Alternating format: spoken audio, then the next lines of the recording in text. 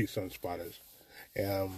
What I've been doing has been exploring the lessons that were taught from African spirituality up till now. And it's harder for the uninitiated because there's a lot of roadblocks and there's a lot of things that you have to basically, put into a concept. You have to put it into perspective. And when you're sullied with this Western mindset, and remember, when we get to this point, we were actually told and taught what to worship and how to worship and who to worship, primarily to keep us protected, also to develop structure in our life, as well as keep certain traditions alive, right? But ultimately, the African spirituality or any spirituality has to come from within. So I was looking for a more holistic pattern, a more holistic path, of seeing what can transpire when you start to learn primary evidence, definitely cultural continuity, and stray away from any imperialistic poisons. The mindset of a conquered people and the mindset of the conqueror, right? So I like what the brother Saw Imhotep has done with his pedagogy, his research, as well as who he names as some of the people that he basically brought these concepts from. He created a pathway with language, which is very important, and the correlation of the Seshu Meta Necha, which is the ancient Egyptian writings. You can also say the Ramesh, from the Ramesh, who are the people. The Seshu Meta Necha in spoken language, he correlates to the Bantu language from the Coptic portions of Africa, which do have similarities, but more importantly, within the etymology of certain words, you can find great similarity. And he linked it all the way to the Chiluba from the Congo. It's called the Key Congo. And I just like the way he patterned it all out. Of course, there's going to be people that come out and have the issues or contrasts with it. Of course, all lessons are to be learned here, but more importantly is to have a greater pathway to get to the source of what we knew and understand to be some of their original spiritual pathways, so we can develop a new awareness, right? And of course, this is not for everybody. I can understand that. There's a brother from Brooklyn, New York, and I'm piecing these things together. I guess I was always on the path, so to speak. So, I just want to let this video speak to you for a second, and then we'll rally back around, all right? Check that out when you can. And so we have roughly defined Kimoyo as the art of adding life to life, of vitality and prosperity, the art of making things to flourish in all areas of life. And the word, moyo itself is a word for heart. And the word moyo, as it is pronounced in the Kikongo language, is in Chiluba, moyo, with the M is rounded, with the labial W, moyo. And so but they have essentially the same meanings. And so it means it's for the literal heart, but it also means life. It also means mind, soul, spirit, courage, will, desire, inclination, sense, mood, thought, salvation, and it is also used as a greeting. And An equivalent concept in the ancient Egyptian language is the ib or yib, which means heart, mind, understanding, intelligence, will, desire, mood, wish, think, believe, feel, fancy, and perceive. And I have bolded and highlighted in the red these words or these meanings of mind, thought, soul, spirit, and intelligence, because this is going to be very important to our discussion. So I have, for example, another series of terms in the Chiluba language that reinforce this concept. So there's another word for spirit in Chiluba, Luanganyi, and this word means spirit, intelligence, and judgment. A variant of that word is nginye, intelligence and spirit, and with the abstract prefix bunginye, which means logic. And the reason why this is important is because, you have individuals thinking that spirit is simply some kind of ethereal being that floats around in the universe, not understanding that spirit is also a thought. It is a framework. It is a way of thinking. It has to deal with one's level of intelligence. And as you can see, the word for intelligence and the word for spirit is also a word for logic. And so for some reason, there are a lot of people going around thinking that to be spiritual, you have to suspend logic and intelligence.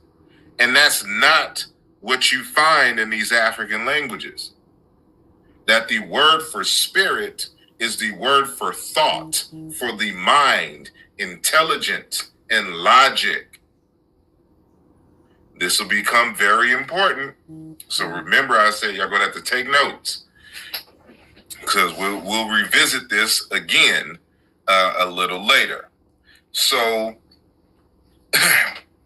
in the Sesotho language and in Southern Africa, you have various words for spirit, like lelopo, spirit, witch doctor. But we see a variation of our word moyo, which is moya, in Sesotho, which means air, wind, breath, and spirit.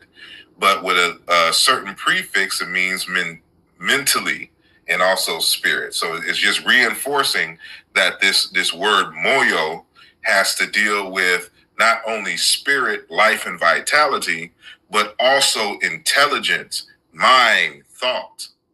So when we say kimoyo also has to deal with the art or the way or the manner of thinking. And in modern anthropological and academic terms, we would say an epistemological framework in which someone thinks. And so kimoyo is more than just what we would traditionally think of spirituality. And so when people think about being spiritual, they're going to have to include being logical, being intelligent. And so we'll delve into that a little later. So as I mentioned at the beginning of our program, I played a little clip. So you've heard the key words, kimoyo, ulaju, the pathways of understanding creation and the creator and the obligation of having creation as the spiritual center, and the abundance part of life is about having substance. Not you were born in evil and sin. You were born with everything that you needed within yourself to be a total being. When I came upon True Omega Sun, it was more or less an opening for me to make a pathway towards being a light being, which it takes a lot of work, a lot of hard sacrifice and everything like that. It's not to make yourself other than, what other people are. We're all, in the same physical plane right now. And there's nothing extraterrestrial as you hear him talk about what it means to be in concert with the Kimoyo, and also in Impede.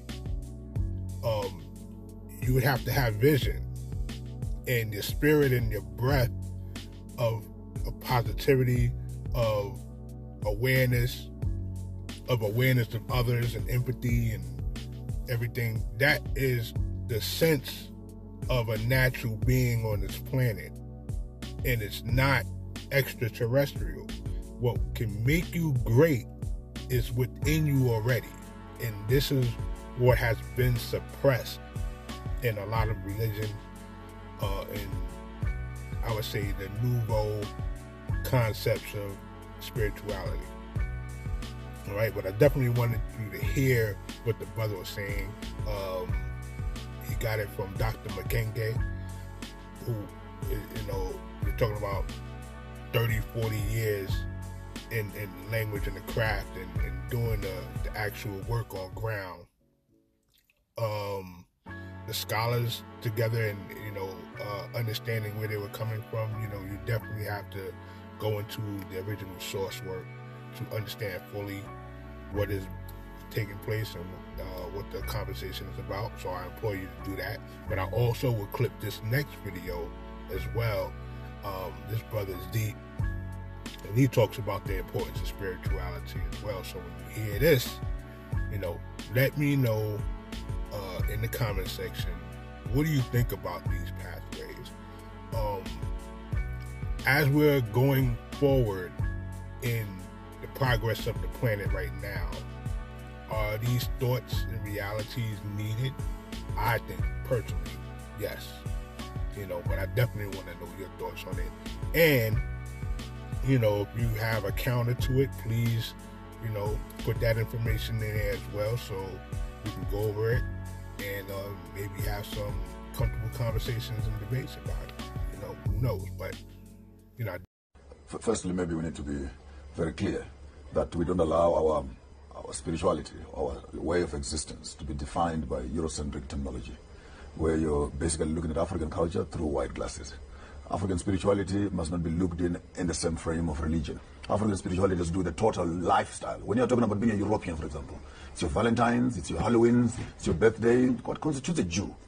It's your Shabbats, it's your Hanukkahs, it's your Passovers, and all of a sudden when you come to Africans, we're the only group of people on the face of the continent whose lifestyle must be determined by our colonizers, and our independence seemed to give us a small little leave from ourselves to become like the other, and once in a while then they give us a holiday of when to celebrate ourselves. And I think that's quite an abusive way of looking at how democratization, industrialization, communism, capitalism, neocolonialism, neo-imperialism, name all the isms you can mention, how they've come actually to rape and force the African child to become that which is not like himself. Definitely wanted you to hear this word as we talk about, what's going to be the access to a complete being and what labels have been put upon people, the societies, the traditions that follow the people, the cultures and everything. If it's not making a complete person that can fulfill the duties that was given to them and bestowed by the Creator, what are we doing here? What are we doing here? It's all to spark this conversation. It's all to spark some intelligent thought. It's all to spark some spiritual awakening. If you need a little bit of motivation, you go